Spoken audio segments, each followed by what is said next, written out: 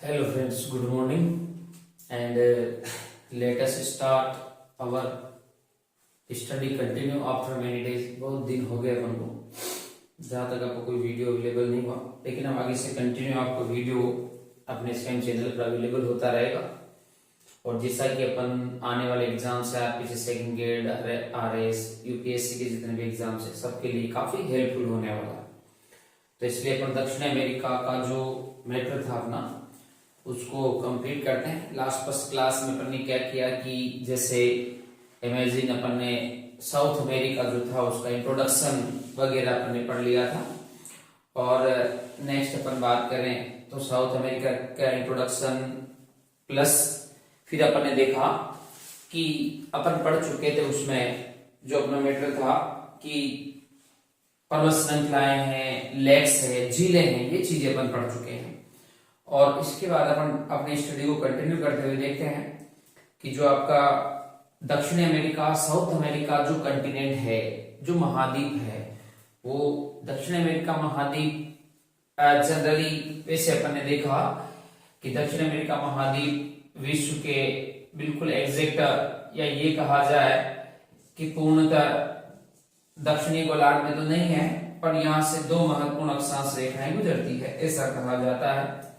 और इसमें अगर कहा जाए तो आपकी 0 डिग्री जो महत्वपूर्ण रेखा है जिसे कहा जाता है भूमध्य रेखा, भूमध्य रेखा, विषुवत रेखा, इक्वेटर लाइन, आधार रेखा आदि नामों से आप इस रेखा को जानते हो, 0 डिग्री अक्षांश। फिर अपन ने देखा कि दक्षिणी गोलार्ध में आपके मोस्टली गुजरती है 23 से 1/2 डिग्री साउथ, यानी ये आपकी गुजरती है मकर रेखा, मकर रेखा। ये दो महत्वपूर्ण अक्षांश रेखाएं गुजरती है। और फिर यदि कहा जाए तो आपकी ये जो रेखा है, मतलब यहां पर एक देश है आइस इक्वेडोर, इक्वेडोर है। इक्वेडोर के बाद फिर कैसे कहा जाए तो कोलंबिया बनेगा, कोलंबिया, कोलंबिया। और एंड में जो कंट्री आने वाला है वो है आपका ब्राजील। यानी ये कहें कि भूमध्य रेखा दक्षिण अमेरिका के 3 महत्वपूर्ण देशों से गुजरती है, जिन्हें अपन इक्वेडोर, कोलंबिया और ब्राजील के नाम से जानते हैं। फिर नेक्स्ट उसी क्रम में यहां पर देखा जाए तो आपका जो देश आने मकर रेखा आने वाली है, मकर रेखा आपके जो गुजरेगी और ये गुजरने वाली है 4 देशों से। और 4 देशों में अपन बात करें तो सबसे पहले सी से कोई आएगा चिली, चिली है। ए से आने वाला है अर्जेंटीना, अर्जेंटीना। पी से आएगा पराग्वे, पराग्वे। और बी से आने वाला है ब्राजील, ब्राजील। और ये काफी अच्छा क्वेश्चन बनता है। देखिए यहां पर ब्राजील जो कंट्री है यह विश्व का एकमात्र ऐसा देश कहलाता है जिससे 2 महत्वपूर्ण अक्षांश रेखाएं गुजरती है। बाकी पूरे वर्ल्ड में आपको कोई भी ऐसा कंट्री नहीं मिलेगा जहां से 2 महत्वपूर्ण अक्षांश रेखाएं गुजरे। तो ब्राजील से मकर भूमध्य रेखा भी गुजरती है और फिर आपके मकर रेखा भी गुजरती है। तो इस प्रकार से ये आपका साउथ अमेरिका, दक्षिण अमेरिका जो कंटिनेंट है, जो महाद्वीप है, उससे अपन ने देखा कि 2 महत्वपूर्ण अक्षांश रेखा भूमध्य रेखा और मकर रेखा गुजरती है। भूमध्य रेखा पर देखे जाए तो यहाँ पर कुल कितने देश हैं? 3 देश हैं, जिनमें इक्वेडोर, कोलंबिया और ब्राजील आ जाता है। फिर मकर रेखा कहा जाए तो मकर रेखा पर 4 देश है, मकर रेखा 4 देशों से गुजरती है। और इसका एक आगे पढ़ेंगे उरुग्वे, उरुग्वे। और यहाँ पर देखा जाए उष्ण कटिबंध। तो यानी अगर मैं ये कहूं कि दक्षिण अमेरिका में कुल देश आएंगे आपके 15 देश आते हैं, तो 15 देशों में से 3 देशों से गुजरती है भूमध्य रेखा, 4 देश Chile, Argentina, Paraguay and Brazil, इससे गुजरती है मकर रेखा। और कुल देश जो कहे जाए 15 यानी 15 है, 15 देशों में से पढ़ते हैं तो उरुग्वे इसका एकमात्र ऐसा कंट्री है जो कि ये कटिबंध लगता है उपोष्ण कटिबंध, जो उपोष्ण कटिबंध है, तो उपोष्ण कटिबंध से गुजरती है। यानी बिल्कुल मकर रेखा के बिल्कुल दक्षिण में यदि कोई पड़ता है तो उरुग्वे पड़ता है। तो यहां पर अपन बात चले आगे, जो आपका साउथ अमेरिका है, दक्षिण अमेरिका में फिर अपन नेक्स्ट बात करेंगे जिनका नाम है रिवर्स नदियां। नदियां काफी ज्यादा इंपॉर्टेंट है, कितने एग्जाम्स में से क्वेश्चन पूछा गया है। दक्षिणी अमेरिका की नदियां यानी रिवर्स। अब रिवर्स के बारे में यदि अपन कहें तो थोड़ा सा डायग्राम बड़ा हो जाएगा, तो आप इसको पीसफुली बनाएं। ये अगर दक्षिण अमेरिका की रिवर्स की यदि मैं बात करता हूं तो रिवर्स में जैसे अपन ने लास्ट टाइम जिक्र कर चुके थे कि विश्व की लंबी रिवर्स, लंबी नदियों में यदि अपन ने कहा तो लंबी नदियों में सबसे पहला तो आपको मिलने वाला है भाई नील। कौन सा मिलेगी? नील मिलने वाली है। और नील विश्व की सबसे लंबी नदी है जिसकी लेंथ 6670 आने वाली है। और ये आपको पढ़ने को मिलेगी अफ्रीका महाद्वीप में, अफ्रीका कंटिनेंट में। फिर अपन ने देखा कि विश्व की दूसरी सबसे बड़ी नदी आएगी जिसका नाम है अमेजन, और जो आपके यहाँ चली रहा है साउथ अमेरिका, 6450 किलोमीटर इसकी लेंथ है, और ये दक्षिणी अमेरिका में मिलने वाली है। और फिर यदि अपन बात करते हैं तो थर्ड वाला पॉइंट जो आपका आता है मिसिसिपी, मिसिसिपी रिवर, और मिसिसिपी 6280 इसकी लेंथ आती है, और ये मिलेगी आपको उत्तरी अमेरिका में, उत्तरी अमेरिका। फिर यदि कहूं तो फोर्थ आपकी आएगी यांग टीसी क्यांग, यांग टीसी क्यांग आने वाली है, और यांग टीसी क्यांग 3557 इसकी लेंथ है, और ये आपको मिलने वाली एशिया। तो इस प्रकार से अगर मैं ये कहूं कि विश्व की लंबी नदियां या रिवर्स कौन कौन सी है, तो अपने पास जवाब होगा Nile, Amazon, Mississippi and Yangtze Kiang. और ये एवरी रिवर्स, प्रत्येक नदी जो है, प्रत्येक नदी किसी न किसी महाद्वीप से गुजरती है और अपने आप में उस महाद्वीप की सबसे लंबी नदी के रूप में भी जानी जाती है। तो जैसा कि अपन ने यहाँ पर नाम पढ़ा अमेजन, क्या अमेजन दक्षिण अमेरिका में आती है, तो यानी मैं ये कहूं कि दक्षिण अमेरिका की सबसे लंबी नदी कौन सी है, तो भाई आपको मिलने वाली कौन सी मिलेगी? अमेजन मिलने वाली है। फिर यहाँ पर अपन पर्वत श्रृंखलाएं जब अपन ने पढ़ी थी तो यहाँ पर एक पर्वत श्रृंखला का जिक्र कर चुके हैं, जहां इस प्रकार से ये जो पर्वत श्रृंखला विश्व की सबसे लंबी जो माउंटेन है, पर्वत श्रृंखला है, जिसका नाम है एंडीज। क्या होने वाला है भाई? एंडीज होने वाला है। तो यानी अधिकांश जो रिवर्स है दक्षिण अमेरिका की, अधिकांश रिवर आपके अटलांटिक महासागरीय जल को ले जाती है, अटलांटिक महासागर में जल को देती है।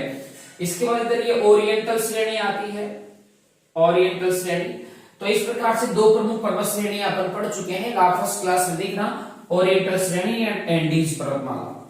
तो इधर तो आपके प्रशांत महासागर वाला एरिया आने वाला है, यानी उधर का अफवाह तंत्र प्रशांत महासागर को जाएगा, और इधर वाला जो एरिया है ये आपके जाने वाला है अटलांटिक महासागर में।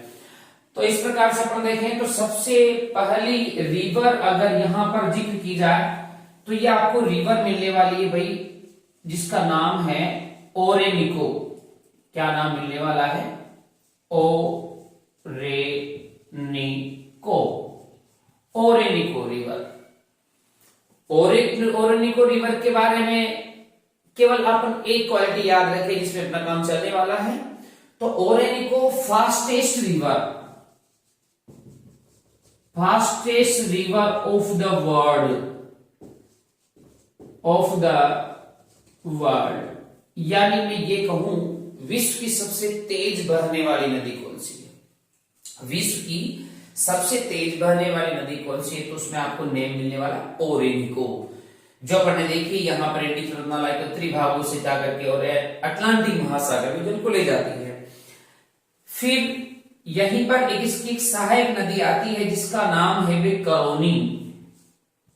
क्या नाम होने वाला है? करोनी या केरी, करोनी या केरी है। और लास्ट टाइम कितने एग्जाम में क्वेश्चन पूछा जा चुका है कि इसके करोनी या केरी किसकी सहायक नदी है? ओरेनिको की है। और यहां पर इसमें एक और सहायक नदी मिलती है जिसे कहा जाता है भाई चुरुन। क्या कहा जाता है? चुरुन कहा जाता है।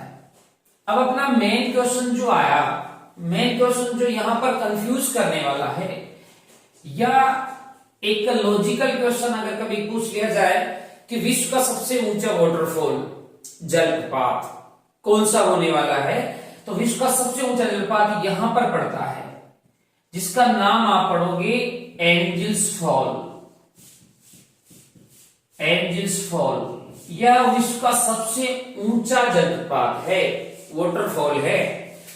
अब रही बात इसका कंट्री कहे जाए तो वेनेजुएला, वेनेजुएला में, वेनेजुएला में ओरेनिको की सहायक नदी करोनी या केरी, प्लस वहां पर देखो मैंने एक और रिवर का नाम लिखा हुआ है चुरुन। तो अगर मैं ये कहूं कि विश्व का सबसे ऊंचा वाटरफॉल कौन सा है, तो काफी सिंपल क्वेश्चन जो मोस्ट ऑफ स्टूडेंट्स को पता है, उसका नाम एंजिल्स फॉल, वेनेजुएला में पड़ता है। हाइट कही जाए तो 980 मीटर और या 979 मीटर जो ओल्ड इसका हाइट बताई गई थी, गहराई जिसे अपन कहें, तो एग्जिट 980 है रिप्रेजेंट। अब अपना मेन क्वेश्चन क्या निकलता है यहां से कि जो वाटरफॉल है एंजिल्स फॉल, यह कौन सी नदी पर है। तो जब तक आपके ऑप्शंस में चुरुन दिया हुआ है, क्योंकि चुरुन एक धारा है, एक ब्रांच है करोनी या केरी की, इसकी सहायक नदी है, तो दोनों के संगम पर लगभग यहाँ पर जो एंजिल्स फॉल पड़ता है।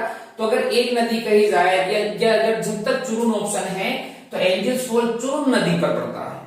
अब अगर चुरुन नहीं दिया जाए तो फिर आप कह सकते हो करोनी या केरी पर। ये क्वेश्चन पूछा भी जा चुका है कि एंजिल्स फॉल्स किस रिवर पर है। कुछ स्रोत जो वर्ल्ड ज्योग्राफी वाले हैं या कुछ अच्छे अच्छे राइटर्स हैं जो कि करोनी या केरी को भी इंडिकेट करते हैं, लेकिन रियलिटी चुरुन है। अगर ये नहीं है तो फिर आप करोनी या केरी को राइट कर दीजिएगा। इसके बाद यहीं पर एक रिवर बहती है जिसे अपन कहते हैं मेगडलिना, मेगडलिना, मेगडलिना। ये रिवर है ओरिएंटल श्रेणी में बहती है, ओरिएंटल श्रेणी जो हम बोलते हैं ना, एक नवीन वली पर्वतमाला है जिसका निर्माण प्रशांत कार्डिलेरा से हुआ है। तो ओरिएंटल श्रेणी में मेगडलिना नदी भ्रंश घाटी में बहती है, भ्रंश घाटी में बहने वाली रिवर है। इसलिए जो रिवर्स पर्वतीय भागों में ढालों में बहा करती है, या मैं ये कहूं कि तंग दर्रों में बहती है, तो अपने सब जलोढ़ को बहा करके लाती है। तो ये रिवर्स मार्ग परिवर्तन के लिए जानी जाती है। इसलिए मैं ये कह दूं कि मार्ग परिवर्तन के कारण से सोरो ऑफ साउथ अमेरिका कहा जाता है, सोरो ऑफ साउथ अमेरिका या दक्षिण अमेरिका का शोक अगर कहा जाए तो किसे कहा जाता है, मेगडलिना रिवर को कहा जाता है। वो भी क्या रीजन है, मार्ग परिवर्तन के कारण से जानते हैं। फिर नेक्स्ट यदि रिवर जो काफी सबसे इंपॉर्टेंट रिवर्स के बारे में पर चर्चा करना चाह रहे हैं, और ये रिवर आपकी पड़ती है अमेजन। कौन सी पड़ती है भाई, अमेजन, अमेजन है। अब अमेजन के बारे में ये कहें तो ये आपके पेरू नामक स्थान कंट्री के आधार पर एंडीज पर्वतमाला से निकलती है। दक्षिण अमेरिका की सबसे लंबी नदी अगर कही जाए तो अमेजन आने वाली है, और अमेजन रिवर की जो लेंथ है वो है आपके 6450 किलोमीटर। यानी ये कहा जाए कि विश्व की दूसरी सबसे लंबी नदी कौन सी है, तो अमेजन है। जबकि अगर विश्व की सबसे लंबी नदी कही जाए तो आपको मिलने वाली है अफ्रीका कंटिनेंट महाद्वीप में नील। दक्षिण में सबसे लंबी नदी अमेजन हो जाती है, और लेंथ 6400। इसे लेंथ कभी नहीं पूछता क्योंकि अलग अलग राइटर्स के अनुसार अलग से दी गई, इसलिए लेंथ के बारे में काफी कंफ्यूजन आप क्रिएट नहीं करें, सेल्फ ही कंफ्यूजन हुआ है ना। फिर अपन देखते हैं कि अमेजन नदी आयतन के आधार पर या अपवाह क्षेत्र के आधार पर, अपवाह क्षेत्र में सबसे बड़ी नदी विश्व की, आयतन अत्यधिक जल जो बहता है वो अमेजन में बहता है, इसलिए अपवाह क्षेत्र में इसकी सबसे बड़ी नदी कही जाए तो फिर क्या हो जाएगा, अमेजन होने वाला। इसे किंग ऑफ वेवर्स कहा जाता है, किंग ऑफ वेवर्स यानी लहरों की रानी या राजा भी कहा जाता है अमेजन को। और अमेजन नदी के मुहाने पर एक नगर बसा हुआ है जिसे कहा जाता है डेल माराजो, डेल माराजो है। फिर अपन ये कहें कि अमेजन में कुछ सहायक रिवर्स जो निकलती है जिन्हें अपन कहते हैं, एक का नाम है निग्रो, निग्रो, निग्रो और मेडिरा। ये जो सहायक नदियां हैं और भी छोटी सारी है, बहुत सारी रिवर्स है अमेजन की, क्योंकि इसका पूरा क्षेत्र बहुत लंबा है। तो इसलिए मैं ये कह दूं कि मैडिरा और निग्रो इसकी दो मोस्टली सहायक नदियां हैं, निग्रो और मेडिरा। मेडिरा की लेंथ है भी 3000 किलोमीटर, 3000 किलोमीटर। तो यानी मैं ये कहूं कि विश्व की सबसे लंबी सहायक नदी का नाम तो फिर क्या होने वाला है, मेडिरा होने वाला है। विश्व की सबसे लंबी सहायक नदी जो है वो आपके मिलने वाली मेडिरा। और किसकी सहायक नदी है ये आपको है अमेजन की सहायक नदी। फिर अपन देखते हैं कि यहां पर जो रिवर्स है वो आपके चलती है, जिसे अपन कहें पराना, इसमें पराग्वे, और एक रिवर्स है उरुग्वे। तो यानी ये पराना है, पराग्वे है और उरुग्वे है।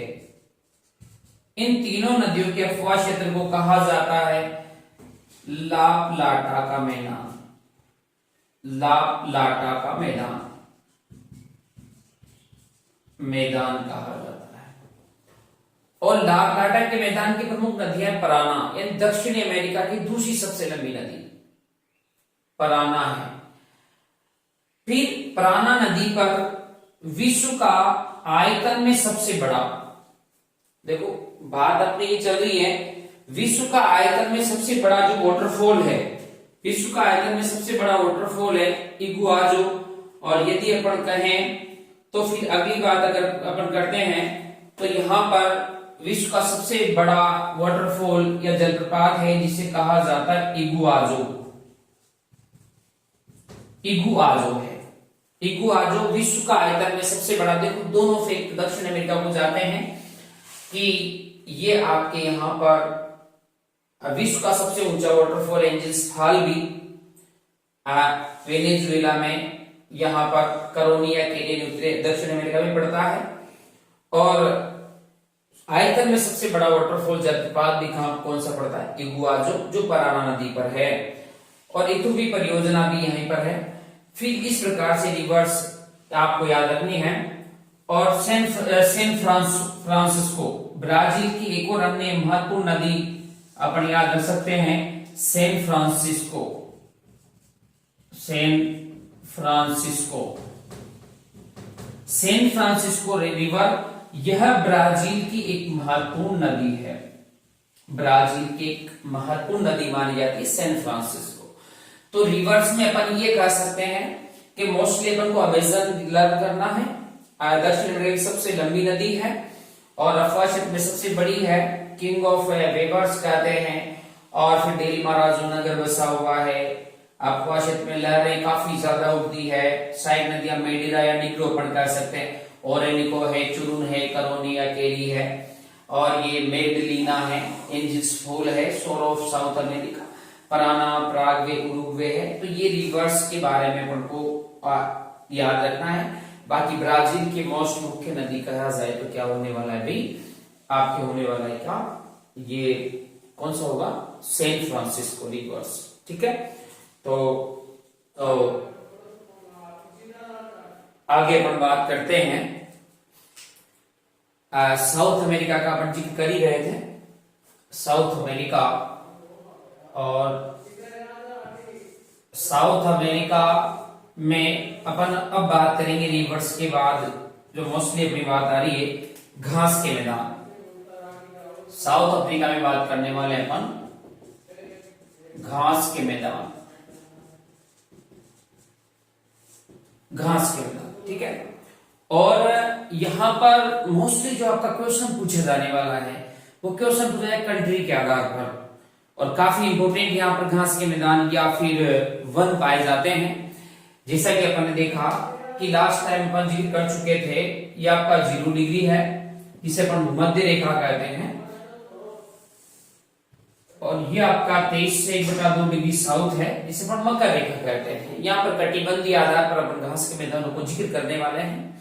तो जैसे सबसे मेनली तो यहाँ पर आपका आता है जिसे कहा जाता है, ये उत्तरी गोलार्ध में जो आपने अभी बात करी थी, इसे कहा जाएगा लानोज, और लानोज घास के मैदान, लानोज है। फिर यहां पर मैं चलूंगा तो यहां पर ब्राजील में जो आपके घास के मैदान आने वाले हैं ये मिलने वाले हैं कंपाज, कंपाज। और फिर है ये पंपाज।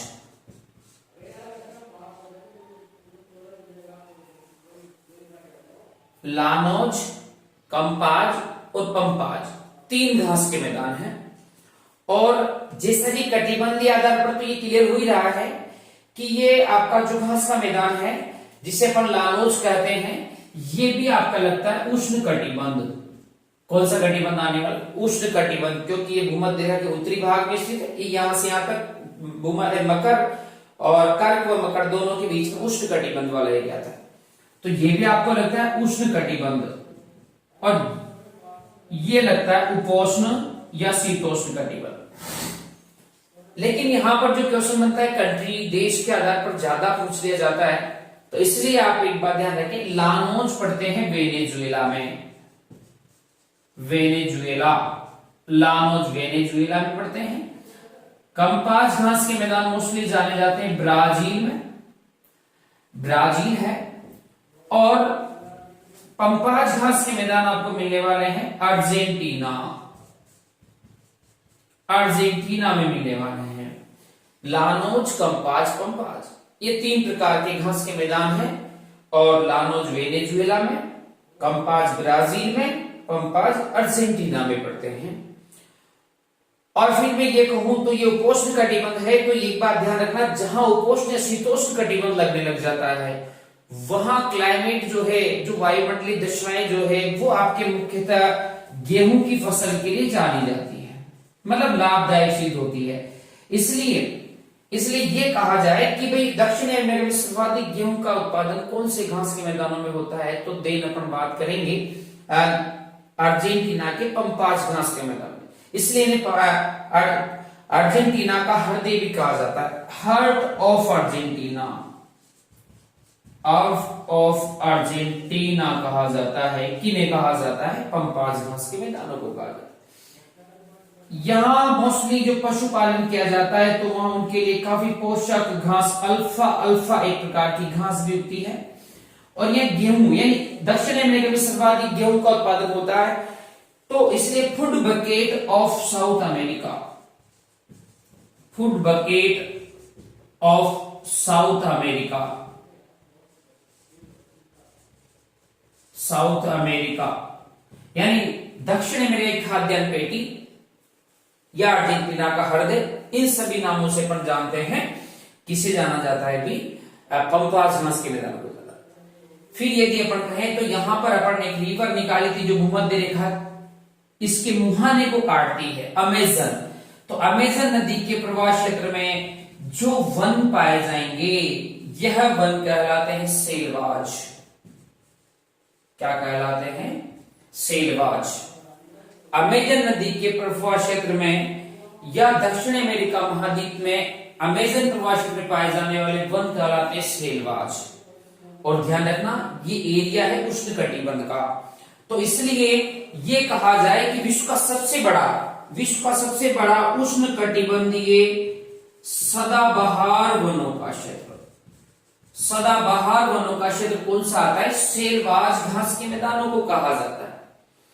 इसलिए वायुमंडल में सर्वाधिक ऑक्सीजन प्रोवाइड करते हैं। मोहगिनी स्पेस लार्ज पर काफी यहाँ के पेड़ पौधे वनस्पतियां पाई जाती है, इसलिए विश्व का सबसे बड़ा बायोम कहा जाए तो ये भी कौन से होता है? सेलवाज घास के मैदानों को कहते हैं।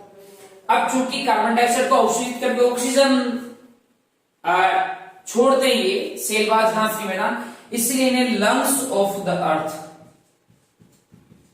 लंग्स ऑफ द अर्थ कहा जाता है। यानी पृथ्वी के फेफड़े, पृथ्वी के फेफड़ों के नाम से जाना जाता है। किसे जाना जाता है? सेलवाज घास के मैदान। इसी के बाद यहां दक्षिणी भाग में अगर मैं चलूंगा तो यहां पर ब्राजील एरिया में ही एक और प्रकार के वन पाए जाते हैं जिन्हें अपन कहते हैं ग्रान चाको, ग्रान चाको। और ग्रान चाको भी एक प्रकार से आपके उष्ण कटिबंधीय वन है जिन्हें की लकड़ी कठोर है, इसलिए कठोरतम लकड़ी के कारण इन्हें कहा जाता है एक्स ब्रेकर। एक्स ब्रेकर की संज्ञा दी जाती है। तो एक्स ब्रेकर कहा जाता है ग्रांड चाको घास के मैदानों। और यहां मुख्यतः जो कठोरतम लकड़ी का वृक्ष है वो कहलाता है क्वेब्रेको। क्वेब्रेको है जिसकी लकड़ी काफी कठोर मानी जाती है। तो सेलवाज, ग्रांड चाको, यहां पर एक विश्व की सबसे हल्की लकड़ी भी पाई जाती है जिसे कहा जाता है वालसा। वालसा विश्व की सबसे हल्की लकड़ी का वृक्ष है जो कि सेलवाज घास के मैदानों में पाया जाता है। ये सेलवाज काफी अमेजन नदी के प्रवास में भूमध्य रेखा के किनारे किनारे पाए जाते हैं दक्षिण अमेरिका में। तो सेलवाज है, पंपाज है, ग्रांड चाको है, कंपाज है, लानोज है, प्लस इनका कंट्री थोड़ा सा ध्यान रखना, तीनों को काफी बार पूछा गया है। फिर यदि अपन नेक्स्ट बात करते हैं तो देखो कभी कभी एग्जाम में जैसे मैंने कुछ वर्ड लिखा आपको सेलवाज, सेलवाज, तो इसका अलग ब्रिटिश प्रोनाउंसिएशन सेलवास भी होता है। तो जितने भी नेम है जैसे सेलवाज को सेलवास भी बोला जा सकता है, लानोज को लानोज भी बोला जा सकता है, कंपाज को कंपास भी बोला जा सकता है, पंपाज को पंपास भी बोला जा सकता है। इस प्रकार से ये जो वन या फॉरेस्ट है तो इस प्रकार से अपन ध्यान रखेंगे लानोज, कंपास, पंपास, ग्रांड चाको कठोरतम लकड़ी के लिए, और ये लंग्स ऑफ द पृथ्वी के फेफड़े विश्व का सबसे बड़ा सदाबहार वनों का क्षेत्र सेलवाज है। तो इस प्रकार से अपन ध्यान रखें, ठीक है। फिर अपन नेक्स्ट बात करते हैं जो कि आपके आते हैं बाकी जो जानकारी अपने पास वो का दिया जाए तो ये मरुस्थल है, प्रमुख कंट्रीज है, ये अपन चर्चा करने वाले हैं, ठीक है। चलो फिर मिलते हैं नेक्स्ट क्लास में।